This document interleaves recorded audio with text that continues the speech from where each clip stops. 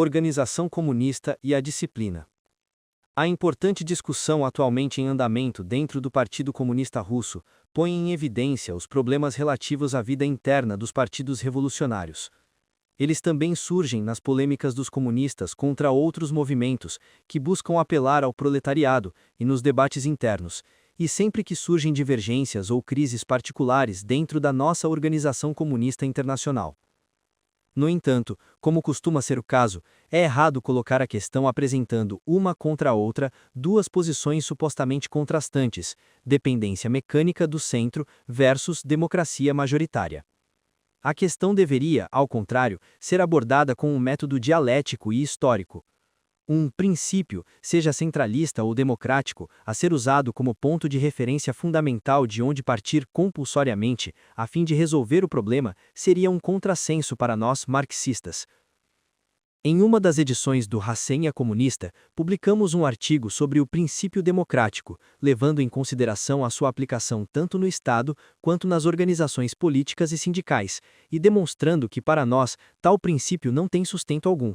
Podemos apenas falar de um mecanismo de democracia numérica e majoritária que pode ser conveniente, para certas organizações, em dadas situações históricas, introduzir ou não. A ilusão da democracia é que a maioria sempre sabe o melhor caminho a seguir, e que, ao votar, cada indivíduo carrega o mesmo peso e influência.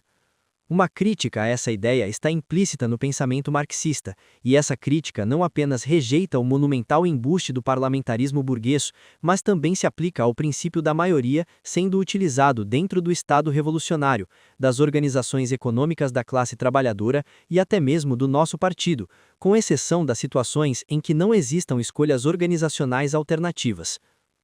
Ninguém melhor do que nós, marxistas, sabe a importância das minorias organizadas e a absoluta necessidade para a classe proletária e o partido que a dirige de agir de forma estritamente disciplinada e em estrito acordo com a política do partido.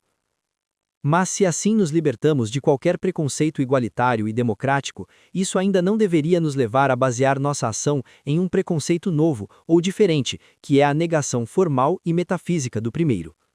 Neste sentido, fazemos referência ao que está escrito na primeira parte do artigo sobre a questão nacional, Prometeu número 4, sobre como enfrentar os grandes problemas do comunismo.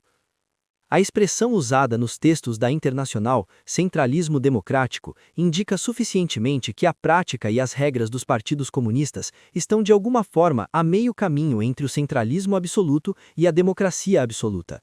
E o camarada Trotsky chamou a atenção para isso em uma carta que deu origem a grandes debates entre os camaradas russos. No entanto, digamos desde já que se não podemos buscar uma solução para os problemas revolucionários apelando a princípios abstratos tradicionais de liberdade ou autoridade, não achamos mais conveniente buscar uma solução em uma mistura dos dois, como se fossem ingredientes fundamentais a serem combinados. Para nós, a posição comunista sobre a questão da organização e da disciplina deveria ser mais completa, satisfatória e original. Para defini-la brevemente, há muito preferimos a expressão centralismo orgânico, indicando assim que somos contra qualquer federalismo autonomista, e aceitamos o termo centralismo por seu significado de síntese e unidade, em oposição à quase aleatória e liberal associação de forças surgidas das mais variadas iniciativas independentes. No que diz respeito a um desenvolvimento mais completo da conclusão acima, acreditamos que ela pode ser derivada, muito melhor do que da continuação deste estudo, do qual estamos dando aqui um mero esboço preliminar, de textos que provavelmente serão discutidos no 5º Congresso Comunista Mundial. Em parte, o problema também é tratado nas teses da tática do 4º Congresso. Passemos agora a algumas experiências históricas, que devemos ter em mente para evitar qualquer solução simplista do problema. Seja a que exige a todo momento uma votação para provar a justeza da maioria, seja a que concorda a qualquer custo e o tempo todo com as hierarquias centrais e supremas. Trata-se de mostrar como, por um processo real e dialético, podemos de fato superar questões dolorosas, muitas vezes engendradas no cotidiano partidário por problemas disciplinares. Se relembrarmos a história dos partidos socialistas tradicionais e da Segunda Internacional, veremos que esses partidos, isto é, os grupos oportunistas que tinham suas lideranças, se abrigavam nos princípios burgueses da democracia e da autonomia dos órgãos partidários. Isso, no entanto, não os impediu de usar largamente o bicho-papão da disciplina em relação a maiorias e líderes, contra os elementos de esquerda que reagiram às tendências oportunistas e revisionistas. Este método acabou por se tornar o principal recurso através do qual aqueles partidos puderam desempenhar, sobretudo com a eclosão da Guerra Mundial, a função de instrumentos de mobilização ideológica e política da classe trabalhadora pela burguesia, função que significou a sua degeneração final. Desta forma, uma ditadura de direita foi construída nesses partidos. Os revolucionários tiveram que combatê-la, não porque princípios intrínsecos da democracia interna do partido eram violados, ou para se opor à ideia de centralização do partido de classe, da qual a esquerda marxista era a favor, mas porque, na situação concreta, era necessário combater as verdadeiras forças antiproletárias e antirrevolucionárias. Assim, dentro daqueles partidos, justificava-se plenamente o método de criação de frações, opostas às direções e dedicadas a criticá-las impiedosamente. Essa atividade acabaria levando a separações e cisões que possibilitaram a fundação dos atuais partidos comunistas. É, portanto, óbvio que o princípio da disciplina pela disciplina é, em determinadas situações, utilizado pelos contra-revolucionários para impedir o desenvolvimento conducente à formação do verdadeiro partido revolucionário de classe. O melhor exemplo de como lidar com tal demagogia e sofisma foi dado pelo próprio Lenin. Ele foi centenas de vezes atacado como dissolvente, desintegrador, violador das regras do partido, mas, no entanto, ele manteve seu curso inabalável e, de forma perfeitamente lógica, tornou-se o campeão dos sólidos critérios marxistas de centralização orgânica dentro do Estado e do Partido da Revolução. Pelo contrário, o exemplo mais lamentável de imposição formalista e burocrática da disciplina partidária foi o voto que Karl Liebknecht se sentiu obrigado a dar em 4 de agosto de 1914 a favor dos créditos de guerra.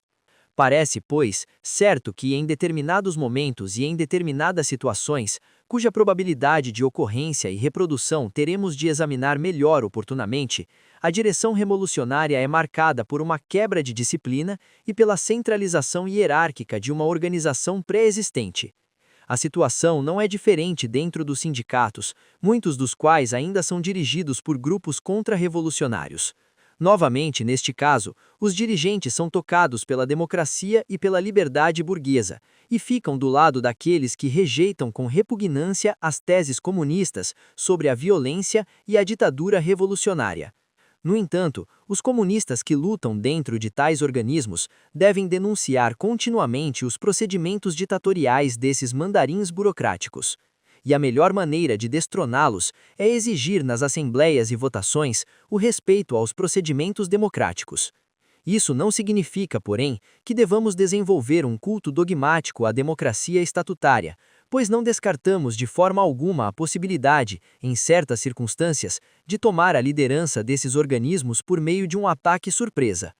Uma orientação capaz de nos conectar ao nosso fim revolucionário não pode, portanto, ser dada pela reverência formal e constante prestada aos líderes oficialmente empossados, e nem mesmo pelo cumprimento impecável de todas as formalidades de uma consulta eleitoral. Repetimos que nossa solução deve ser construída de forma bem diferente e superior. A questão parece ser mais difícil e delicada quando passamos a considerar a vida interna dos partidos e da Internacional Comunista. Todo um processo histórico nos separa da situação que, no seio da velha Internacional, determinou a constituição das frações, que eram partidos dentro do partido, bem como as sistemáticas violações da disciplina e as decorrentes cisões, carregadas de consequências revolucionárias. Nossa opinião sobre isso é que o problema de organização e disciplina dentro do movimento comunista não pode ser resolvido sem ligá-lo estritamente às questões de teoria, programa e tática.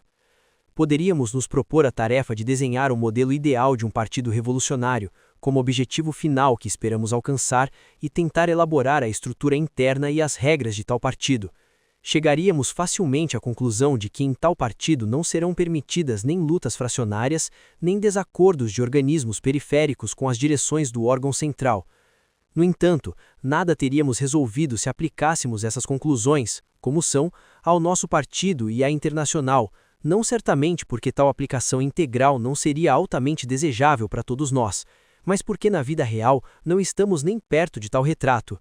Os fatos reais nos levam a reconhecer que as divisões dos partidos comunistas em frações e as divergências que por vezes se transformam em conflitos entre esses partidos e a Internacional não são exceções isoladas, mas a regra. Infelizmente, a solução não é tão simples. Devemos entender que a Internacional ainda não funciona como um único partido comunista mundial. Está, sem dúvida, no caminho para alcançar este resultado e deu imensos passos em frente em relação à antiga Internacional. Mas para ter certeza de que está realmente avançando da melhor maneira possível na direção desejada e para adaptar a tal objetivo nossa atividade como comunistas, devemos amarrar nossa fé na natureza revolucionária e na capacidade da nossa gloriosa organização mundial a um contínuo trabalho, baseado no controle e na avaliação racional de nossas escolhas políticas e do que se passa em nossas fileiras.